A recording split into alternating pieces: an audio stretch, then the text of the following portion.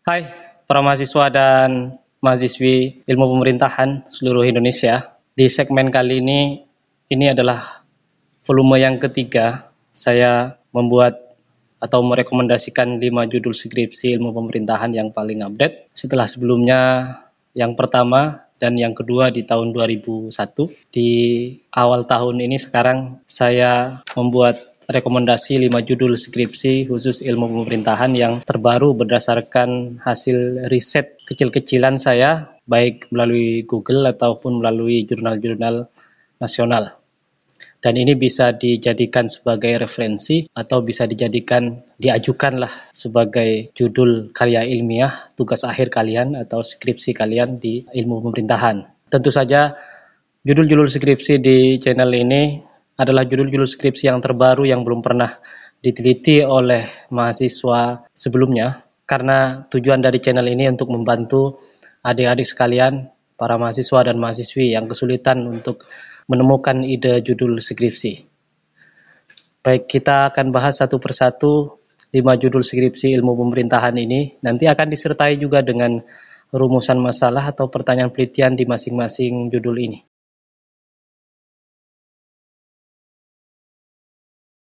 Judul yang pertama, implementasi pemekaran desa berdasarkan Permendagri nomor 1 tahun 2017 tentang penataan desa. Studi kasus proses pemekaran desa X, ini desanya silakan ditentukan oleh adik-adik sekalian, di mana lokasi desa yang itu sedang melakukan pemekaran atau telah melakukan pemekaran atas prakarsa pemerintah daerah kabupaten atau kota X ya. Tinggal dituliskan X-nya itu di mana. Karena berdasarkan Permendagri nomor 1 tahun 2017, ada 3 prakarsa ya. Prakarsa dari pusat, prakarsa dari provinsi, dan prakarsa dari kabupaten kota. Bisa disesuaikan, tergantung kasusnya di lokasi adik-adik sekalian, apakah itu atas prakarsa pusat, provinsi, atau pemerintah kabupaten atau kota. Jadi tinggal disesuaikan saja. Saya kasih contoh di sini atas prakarsa pemerintah kabupaten atau kota X. Pemekaran desa itu akhir-akhir ini semakin banyak. Tentu saja itu adalah konsekuensi dari pemekaran daerah ya di seluruh Indonesia ini. Oleh karena itu desa pada akhirnya yang itu cukup banyak penduduknya atau luas dari teritorial desa itu, maka dimungkinkan untuk itu dimekarkan atau dipisahkan menjadi 2 desa, atau bahkan juga ada yang 2 desa digabungkan jadi 1 desa untuk efektivitas tata kelola pemerintahan. Kita harus membuat satu kebijakan berdasarkan aturan-aturan yang berlaku. Proses politik dan proses administrasi tata kelola pemekaran itu harus berdasarkan dengan aturan-aturan yang berlaku. Salah satunya adalah Permendagri nomor 1 tahun 2017 ini tentang penataan desa bagi desa yang baru melakukan pemekaran. Sehingga kita harus melihat bagaimana implementasinya pemekaran desa itu, apakah berdasarkan dengan Permendagri nomor 1 tahun 2017 ini. Karena di dalam Permendagri itu diatur rigid bagaimana tahapan dari awal. Kalau dari pemerintah daerah, kabupaten atau kota, maka proses pengajuannya jelas di situ. Misalkan berdasarkan adat, berdasarkan kepadatan penduduk, dan berdasarkan kondisi sosial di tempat di mana desa itu diajukan untuk melakukan pemekaran. Maka untuk lebih rigidnya, kamu sebaiknya pelajari Permendagri nomor 1 tahun 2017 ini. Nah, tergantung apakah kamu nanti itu atas prakarsa pusat, maka kamu lihat aturan-aturannya di sini. Atau provinsi kamu tinggal lihat, atau juga kabupaten atau kota tinggal dilihat prosesnya. Nanti konteksnya kamu berdasarkan acuan-acuan itu melakukan wawancara. Kalau itu di tingkat daerah, kabupaten kota, maka kamu mulailah dari desa itu, dari kepala desanya dan dari panitia-panitia yang ada di situ. Kemudian sampai ke tingkat kabupaten, itu prosesnya kayak gimana? Apakah mereka memahami tentang Permendagri nomor 1 tahun 2017? Sudah bertindak seperti itu kah? Kan gitu. Oke, kita susun rumusan masalahnya.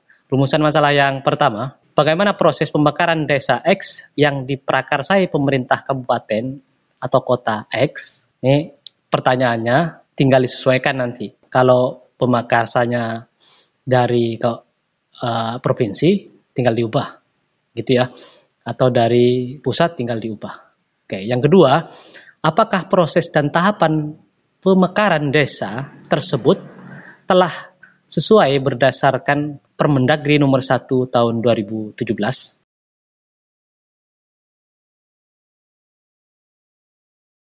Judul yang kedua ini berkaitan dengan kalau di satu kota atau di satu provinsi terkait dengan smart city.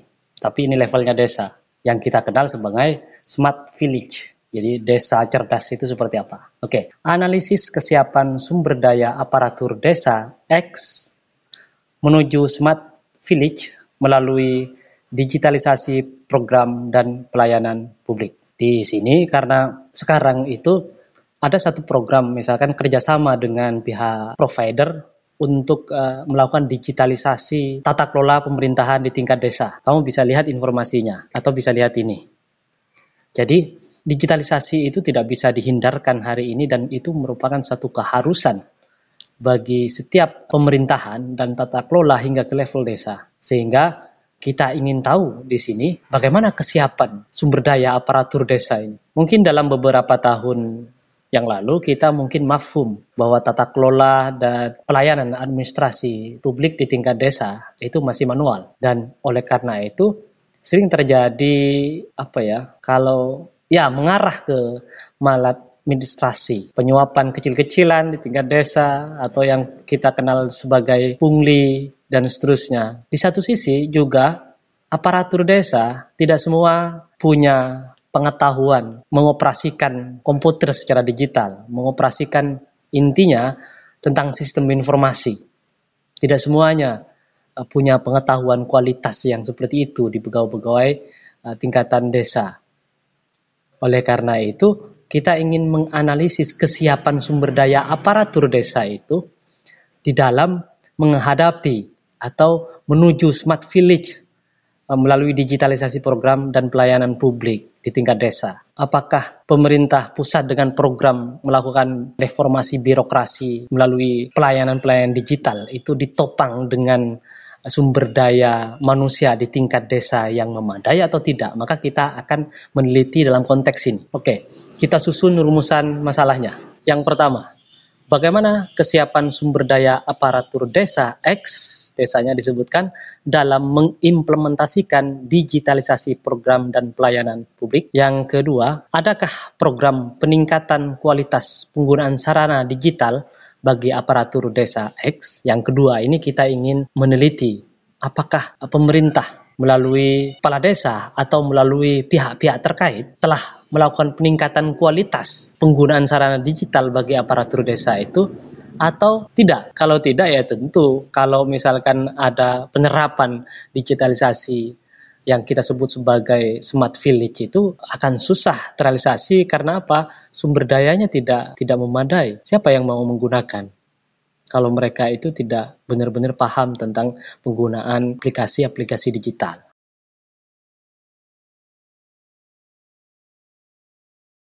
Yang ketiga, strategi pendidikan politik era masyarakat digital bagi calon pemilih pemula pada Partai X. Partainya ini bisa disesuaikan dengan partai mana yang oleh adik-adik sekalian di jurusan ilmu pemerintahan ini bisa diakses. Partai mana yang kira-kira welcome terhadap kalian. Saya kira semua partai di tingkat lokal itu mereka sangat welcome dengan mahasiswa. Karena mereka menganggap bahwa mahasiswa itu adalah salah satu sumber daya yang mereka butuhkan gitu. Sehingga kalian tinggal pilih aja. Oke. Apa konteks masalah ini adalah bahwa pendidikan politik selain kita sering mempermasalahkan ini secara nasional, hari ini kita menghadapi apa yang kita sebut sebagai masyarakat digital, di mana kita berinteraksi, kita memberikan, bertukar informasi itu sangat cepat dan dinamis. Bahkan sesuatu yang sebelumnya kita desain sedemikian rupa sempurnanya, begitu nyampe informasi itu ke publik menjadi bergulir tidak sesuai dengan apa yang kita prediksi. Sehingga argumentasi politik tentang satu fenomena tertentu itu bisa mempengaruhi cakrawala pemikiran anak-anak muda yang sebelumnya hari ini masih belum memilih. Calon pemilih pemula itu tentu saja mereka itu masih dalam tahap melihat, mengidentifikasi kan. Sehingga kita ingin tahu bagaimana strategi pendidikan politik pada era masyarakat digital itu. Terutama generasi yang lahir pada dunia komputer, dunia internet, di mana mereka itu lebih banyak mengakses berbagai pengetahuan dan informasi, terutama dalam hal politik, itu dari handphone mereka. Dan tentu saja berita-berita hoax, berita-berita tentang kritikan terhadap pemerintah dan sebaliknya, itu mereka itu pasti mengikutinya, meskipun mereka tidak benar-benar konsen atau juga mungkin ada yang benar-benar konsen terhadap itu sehingga mempengaruhi kesadaran-kesadaran mereka dalam hal memilih. Terutama dalam hal ini kewajiban dari partai politik untuk memberikan pendidikan politik yang visioner terhadap pembangunan bangsa ini ke depan. Karena itu penting, sehingga jangan sampai pemilih pemula yang suaranya benar-benar dibutuhkan untuk kepentingan politik, terutama di tahun 2024 itu, kemudian dipermainkan oleh informasi-informasi politik dan politik uang. Nah, disinilah kita ingin tahu tentang bagaimana partai politik itu melakukan edukasi secara politik, memberikan kesadaran politik kenegaraan ya terutama, atau hanya sekedar mereka itu memberikan pendidikan politik untuk supaya mereka masuk ke dalam parpolnya dia gitu, parpol yang kalian teliti ini gitu. Oke, kita susun rumusan masalahnya. Rumusan masalah yang pertama, bagaimana strategi pendidikan politik bagi calon pemilih pemula di era masyarakat digital pada partai X?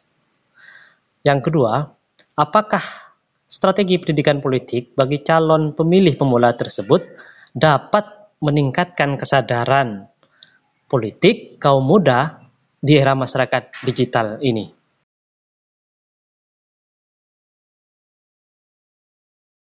Judul yang keempat, evaluasi etika perilaku kerja pegawai pemerintah ya dalam memberikan pelayanan publik berdasarkan Undang-Undang Nomor 25 Tahun 2009.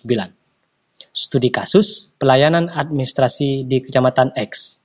Ini sebenarnya bisa dipilih, mau di tingkat kabupaten atau kota juga bisa, atau di tingkat desa juga bisa. Terutama di tingkat kecamatan atau tingkat desa. Itu meskipun kita itu sudah menggembor-gemborkan tentang reformasi birokrasi dalam hal pelayanan publik, ada kadang-kadang kita mengalami di mana pegawai itu tidak ramah, di mana pegawai itu kadang-kadang tidak adil dalam melayani masyarakat. Itu tentu saja melanggar etika pelayanan publik yang berkeadilan kan. Kalian sendiri mungkin mengalami seperti ini, di mana mungkin pungli masih ada, padahal kita sudah digitalisasi pelayanan publik, tetapi kita masih sering mengalami diskriminasi dalam hal pelayanan publik. Bahkan kadang-kadang penerapan S5, senyum, seperti ini nih, senyum apa segala macam nih kan. Kadang-kadang mungkin kita tidak melihat yang seperti ini. Tetapi di beberapa tempat sudah menerapkan hal-hal seperti ini. Di beberapa tempat yang lain berbeda. Sehingga di sini kita ingin tahu apakah dalam hal pelayanan administrasi kepada masyarakat di tingkat kecamatan itu sudah menerapkan berdasarkan Undang-Undang Nomor 25 Tahun 2009. Kamu bisa lihat ada beberapa poin yang ini yang nanti akan diteliti. Apakah telah sesuai atau tidak? Dan kalau tidak sesuai, apakah kira-kira yang menjadi faktor sehingga pelayanan publik itu, terutama dalam hal administrasi di sini, tidak sesuai dengan standar undang-undang yang berlaku gitu. Oke, kita susun rumusan masalahnya. Rumusan masalah yang pertama, bagaimana etika kerja pegawai pemerintah dalam memberikan pelayanan administrasi di Kecamatan X? Kita ingin melihat secara faktual di sini. Dan kita menggambarkan, mendeskripsikan etika pegawai itu apa adanya dulu pada pertanyaan ini. Lalu kemudian kita sinkronkan nanti dengan pertanyaan rumusan masalah yang kedua ini. Apakah ya, rumusan masalah yang kedua, apakah etika perilaku kerja pegawai pemerintah di Kecamatan X telah sesuai berdasarkan Undang-Undang Nomor 25 Tahun 2009?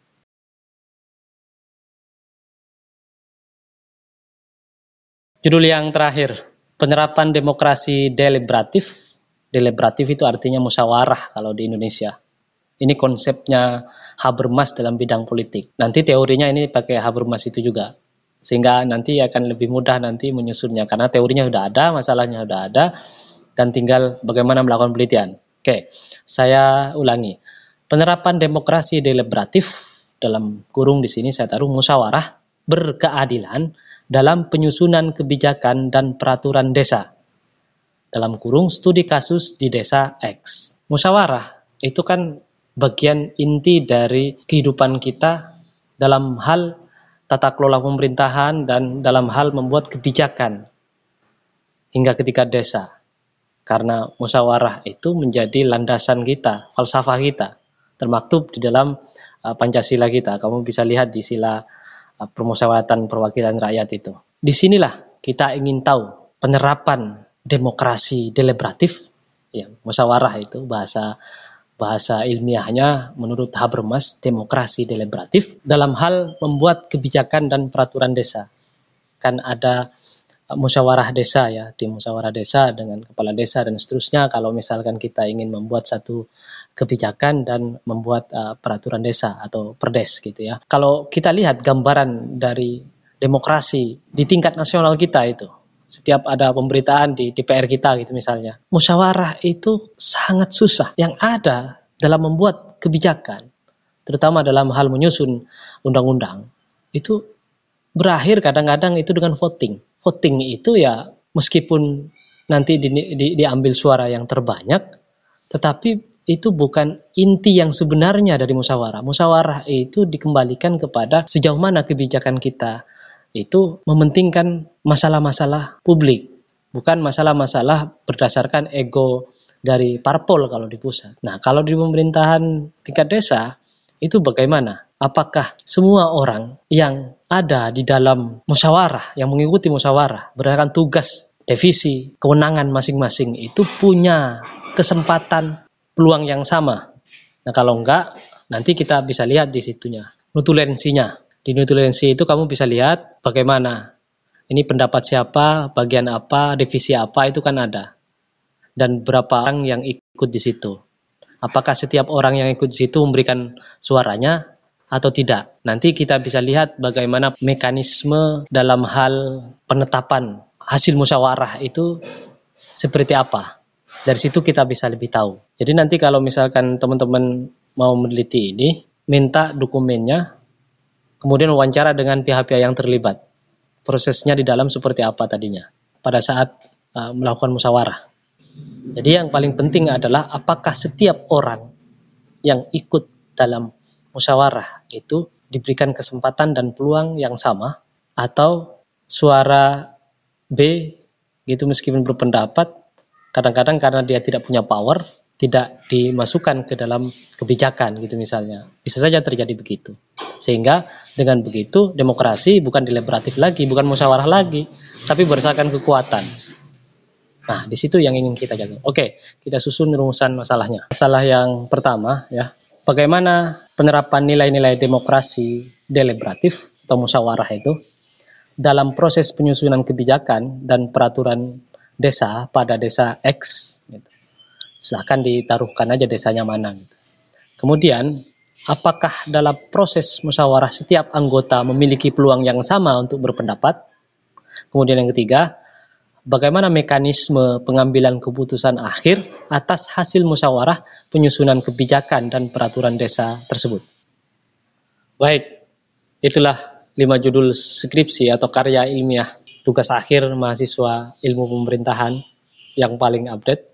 Apabila ada sesuatu hal, kamu punya topik misalkan, tetapi susah untuk membuat judulnya, silahkan kamu bisa membuat oret-oretan di kolom komentar. Insya Allah saya bantu. Tetap semangat. Salam dari saya.